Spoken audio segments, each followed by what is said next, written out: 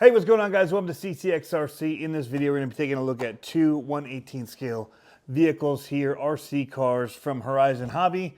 This one is the Losi LMT Mini, and this one is the ARRMA Granite Grom. Both of them are a ton of fun, but they come in at very different price points, and we're going to kind of explain a little bit why and who this one is geared toward and who this one is geared toward, in my opinion. Everybody's got different opinions, so we're going to take a look at them inside, kind of around them, and then kind of talk through why I think this one costs more money than this one, and just show you some of the features of both, all in one video. So if you're trying to decide which one is for you, stick around, because this video is for you. Let's do it. Well, wouldn't you know it, just in time for Christmas, two great little minis that you can put underneath the tree without completely breaking the bank. However, this one here, the LMT Mini, comes in at $270 for this ready-to-run brushless 18th scale. And some people seem to think that's pretty steep for an 18th scale. I'll talk about why I think it's about the right spot for it. And then we've got here for $129 the ARRMA Granite Grom. And you get basically get two of these for the price of this. So there's two different audiences for these, and that's one thing that's definitely I need to point out. There's licensing that goes along with this one as well that has to be paid for in order to have Monster Jam licensed bodies. Son of a Digger, Grave Digger. We're showing the Son of a Digger version here. These are still only available for pre-order at the time of this video, although they should be shipping very soon. I'm hoping in a week or two they'll start dropping, because I have one on pre-order as well. So why the difference? Who are they for? All of those kind of questions. Let's start first of all with who are they for? And I think that that's going to also lead into the price differences that we see between the two. This is definitely geared more toward your backyard basher type person, in the way that it's built with the plastic tub chassis that it's got on here, the ARRMA suspensions, independent suspension in general. Very, very durable truck. I took this thing to a skate park. It was actually my green one, and just beat it up all over the place. And the only thing I did end up breaking was one of these little cups here for your shocks at the very bottom. That broke right there because I drove it into a rail at full speed, and it hit bang right on that. Only thing that broke. Should have broken ARRMs, a whole bunch of other stuff didn't. Just that little rod end for the shock. So it was very easy and cheap to replace. I bought another set of shocks, I think for two. It was like 10 or 14 bucks. One of those two prices, and just unscrewed it, put a new one on, and was good to go. So this thing is built to be easy to work on. Let's just look at it all by itself. It's lower to the ground. It's fast. It'll pop wheelies like on command when you just really throttle down. It's got these nice little push-ins here to take the body off. You just push in and lift like so. And you've got pretty much everything accessible right in here. There's a drive shaft tucked under this, couple screws, pop this off. It's a little hard to get this to pry off, but it does come off, even though it seems like it won't when you get all these screws out. But brushed motor as well, so similar in that they're both brushed motors, very similar ESCs for them both. So electronics wise, very similar. The servo's tucked in underneath here. It does come with metal gears except for the internals of the diffs. It does appear to have metal drive shafts, but actually when you get to the ends of them here, they're plastic. And so that's one of the areas they cut cost, as well as the diffs and the outdrives here. So some people have been having issues with that. I think that some of it's driving. I don't land on throttle. I don't like hit curbs or other things. And I know somebody had told me that when I was talking to my buddy Jeff at Reaction RC about these and how great I thought they were, for Christmas. It'd be an awesome thing to have on the shelves for them at their shop because of how durable they are.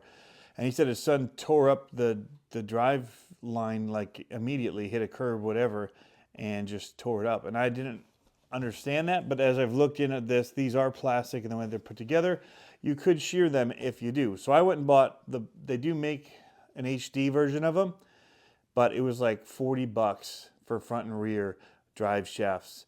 Because even these outer ones are, and the hexes, all that are plastic, but you can buy an upgrade. It's 45 bucks. The diffs also have an upgrade that's HD. It's also 40 bucks. So now we're looking at, if you really want to beef this up, you're at 210 bucks to really start replacing things and strengthening things in this as well. You're still, plastic chassis. I do like the clip system that they do have here. Works really well. It does have a larger battery, capacity battery as well. Velcro, everything I like about that. Very easy to work with. 1400 milliamp hour, whereas the LMT comes with the smaller one, but that's more because of how it fits in and drive style, whatever is going to different. This is a 30C and this is a 50C, so this one actually probably costs about the same amount because of the higher C rating. I don't know the cost of them. I'm just making assumptions based on that. So I'm going to guess that battery-wise, you're looking at about the same cost between the two vehicles there. But where you really see the difference is in the diffs of this and the drive line of this, which also, it's not a huge deal. But assembly of it, we've all built these, assembled them. They're pretty straightforward, not too bad to work on, I would say, overall. So that's one thing to look at. So that's why it comes in a little bit cheaper. It's got some plastic and parts that are definitely going to wear and take some abuse, and you're going to see some breakage from that. All right, let's talk about this. 270 bucks. Why so much money? Why $270 for this here vehicle? Again, we're going to talk about licensing. The tires, wheel tire combos on this are nicer. There are foams in here, so straight out of the gate, these tires are just a better feeling tire than the ones on here. The scale of it is super good. The servo saver, solid axle system in here with a beefy differential, metal geared. Even the inner diff gears are, it's a weird kind of open design because of fitting them in this axle and all that, so it's not like a sealed diff, but it's metal, and you've got metal drives going all the way out and into the wheels. So that's one reason. They've got a clip system kind of on here. Use these little tabs, you just kind of twist them. They kind of push through here. You can see it right there, and then you just twist it. So, pretty similar. I'll also talk about the size. They're pretty much the same size as far as wheelbases and all that. So that's not really one of the factors. So you can see here the ESC, another Spectrum ESC. Sideways motor here, and they've got this like kind of transmission cush drive in here. All very good. These are metal chassis plates on the side here, anodized, or not anodized. They are not anodized. Powder coated. That's what it looks like. They look like they're powder coated and look really good. But just all of the molding that went into this and the tooling that they had to do in order to mold. Look at the cage in there. There's a spider living in it. That's crazy. Little driver figure in there. They've gone to another level other than this having like stickered windows, and it's a pretty cool paint job and all that on it. But even when we saw underneath it, very little as far as caging goes. This definitely costs a whole lot more to manufacture. It does also come with working lights. Oh, that spider was alive. He's crawling away. Working lights here in the front when you plug it in. As another feature. I like the way that the body is attached to the cage here with these screws on the outside. Pretty seamless. Wheelie bar on the rear. Just every little thing. There were little details. Oil-filled nice shocks here, which the other one has oil-filled shocks, so that's not really an upgrade. Metal links, 4 metal links. These plastic drive shafts here in the middle have metal ends to them. So where it actually connects and is going to take some of that really hard abuse is. And then these are nice thick plastic drive shafts. But internally here, these drive shafts, all that are solid metal ones. So yeah, so there's a lot that's going on. The pieces, the fit, and all the way that these go together. And then even the assembly of it all and putting it together is just more. Got little sponsor decal plates here on the side. There's just a lot more. So when you're saying, well, this is a brush vehicle and it's, 270, this is a brush vehicle too. It's the same thing. It should be 130 bucks for this. But it doesn't have licensing. It doesn't have a metal chassis. It doesn't have the metal diffs, the more expensive diffs. Again, you'll be paying $40 to add them to this, as well as $40 for the drive shafts to have the metal going out to your wheels all the way. This has it internally already. So you're looking at $80 addition. So you're looking at $210. Better tires, the molded cage, the sponsors, the lights, all of those things keep adding up. But you'll see that the width of them is pretty much the same. And then the length is also very, very similar on these. So this is just the bigger tire sticking out, but almost the wheelbase is almost the same on them. It's crazy. So different vehicles. This one for tricks and flips and that kind of stuff. Scale freestyle. So much fun. They're both fun to race. We did the same course racing this, but I tried to hit our little backflip area with this and it wouldn't backflip off it. Didn't have the same kind of pop and rotation of the mass of these wheels and everything else. So they're just completely different animals. And I also think, you know, people are comparing it to other things that are brushless and whatever. And they're flat pan type buggy chassis, and they have zero of the build of this that has gone into them. They're 2-wheel drive. This is 4-wheel drive. It's so much more complex. You're not comparing apples to apples. You're comparing two different things completely. And I have those. I have the buggies and I have the truggies and all that. And I like them a lot.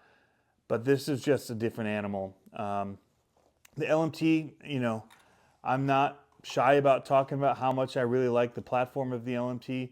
Definitely one of my favorites. And this Mini is right up there with the full size for me. These we've been kicking around the yard, having a bunch of fun with. And while it doesn't do all the things that the LMT does, I'm sure that we're going to start seeing more and more as we develop things for this that are going to make it easier to do all of the same things that we do with the big ones as we get brushless motors and stuff like that. I do think, however, that the brush motor that does come in this is adequate for this. And there's some good reasons for doing it, I will say as well. Because it's smooth. It's very smooth.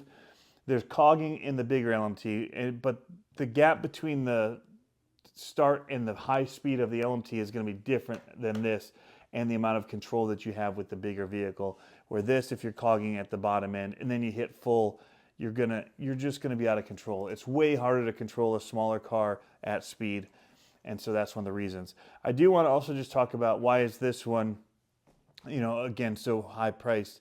You know, when the bigger one is, you know, 10 scale and it comes brushless, all this stuff. And it's over $600. So first of all, that's a big difference. But they're not getting rid of a lot of the things that make the cost of it up, right? So it's not just the materials. Because you think about how much more metal's in the other one. We're not talking $300. We're talking labor. We're talking the molds. We're talking a lot of things that go into developing them and building them. And then the electronics. The electronics is a part of it. And so going brushless with this allowed it to come down in price because you still have a lot of those other costs of the big one in a small one. And I know that we were building these and we were spending $500, $600 to build 24 scale ones. So this actually felt like a steal for me at $270. And it's way more capable than anything that we built in that scale, the 18th or 24 scale monster trucks. This is way more capable. Brushed, the speed is better, the control is better, the power delivery is better. It's just better in all ways, even brushed. And I know people are going to go brushless, and they're going to, you know, I probably will too, if they get something that's a smooth system for it. Either, I don't know if they'll do outrunners for them to keep them smooth, or if they'll find a way to get the power delivery smooth with a censored system or what. But it feels like it's going to need it even more in this small size. So those are just my thoughts, you guys. I've been getting a lot of questions and a lot of people hating on these for the cost, especially this one. But when you really delve into this one and you try to make it at the level that that one is, you're not very far off the same price when you start putting the better components into this one. So that's just the thoughts on it, guys. Hope you're having fun RCing. Catch you next time. Really quick before I do go, I should say that they come with the same radio. That's not something I pointed out, so that's not a factor in the pricing. They're the same one.